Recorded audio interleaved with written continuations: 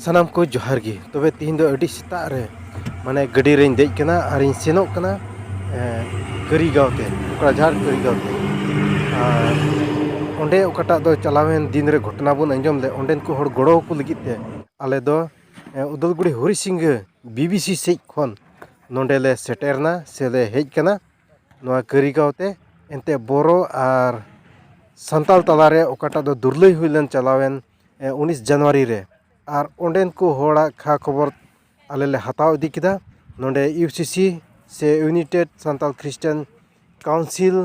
को तुलुज न्यापाम कते नोआ ठई रे हेजना और चलान हफ्ता उदु आबुन थाना से बुन नेल लेदा जे ओंडेन को चे अवस्था रे मेना को और चे ले गड़ो दाड़े को और ओना लेकाते आले हिदांतो से ले गपाल माराव किदा और ओंडेना सुविधा असुविधा ओले नेल किदा और ओना इयते तिहिन दो नोंडेन को होड़ बार बान कते टीन ले एमा को कना मिद घरज रे बार बान कते टीन एमा को ले आले ले हिदांतो किदा और नोय एमो ले एहोब किदा नोंडेन को होड़ ले एमा को कना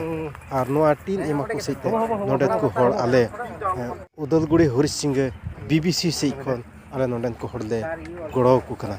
एनते लहा वीडियो रे उदु आबुन थाना जे नोंडेन को होड़ चे ले एमा को खान नुको लगित बुगी हुआ और ओना नेल इदी कते आले ले गपाल माराव किदा आर ले नेल किदा बोले टीन एमा को सेतिगी मिटेन मोज हुआ मेनते तबे नित दो आर लुमसुम ते हेना और लुमसुम रे हो अडी उतर बरो बया को ओड़ा को लो लेना और उनको को हो मी बार गड़ो एमा को लगी ते हेना कोय को दो ओड़ा लो कान तको उनको दो बार बान कते गे टीन ले एमा को और कोय को दो बांग लो कान तको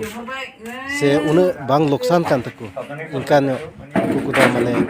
तिरपल ले एमा को कना और इन सिते तिहिन नुकु काटा ले गड़ोवा को आलिया दया से आलिया दुलड़ नुकु ठेले सदर किदा नोआ एमोगो सेते तो उनको जरूर लेका बाले एम दाड़िया मेनखान एन हो ओकाटा आले नुकु ले नेल ले को ओना लेका तले एमा को कना।